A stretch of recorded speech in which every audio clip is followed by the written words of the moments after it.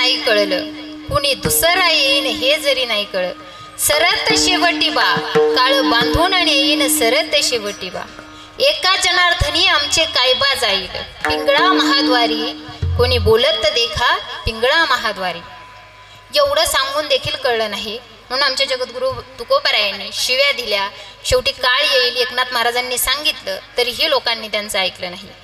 कारण चांगलं राहायची, चांगलं खायची लोकांना सवयच राहिली नाही हो.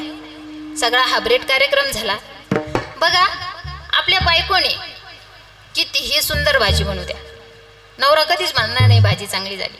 आणि हॉटेलमधली कशी असू द्या आवडीने खातात, वरून वावा करून खातात.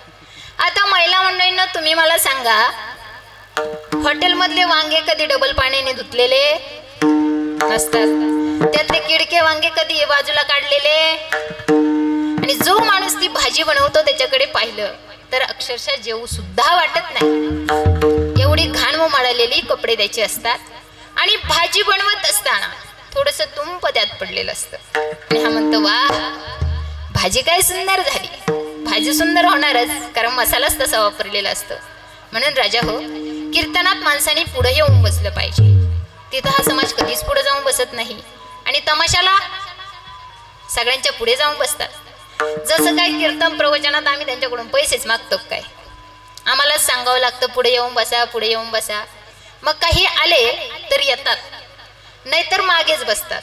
पण तमाशाला मात्र 50-50, 60-60 रुपये तिकीट काढून इतके पुढे जाऊन बसतात, इतके पुढे जाऊन बसतात की नाचणारी बाईचा गुडघा त्याच्या तोंडाला लागल, इतके पुढे जाऊन बसतात. वास्तविक पाहायला गेलं तर कीर्तन हे फुकट आहे. इथं बोलायला बसायला ऐकायला पैसे लागत नाही, तरीही हा समाज कधीच पुढे जाऊन बसत नाही. म्हणून आमच्या जगद्गुरु तुकोबारायांनी अंतकरणापासून विनंती करून सांगितलं की विठ्ठल विठ्ठल म्हणा वेळोवेळा, का तर हा सुख सोहळा स्वर्गी नाही. आता तुम्ही म्हणसाल तुम्हाला काय माहिती ताई, कारण मी परवा दिवशी स्वर्गात जाऊन आले. मी म्हणते म्हणून मान्य करू नका, तर जगद्गुरु तुकोबाराय म्हणतात हा सुख सोहळा स्वर्गी नाही.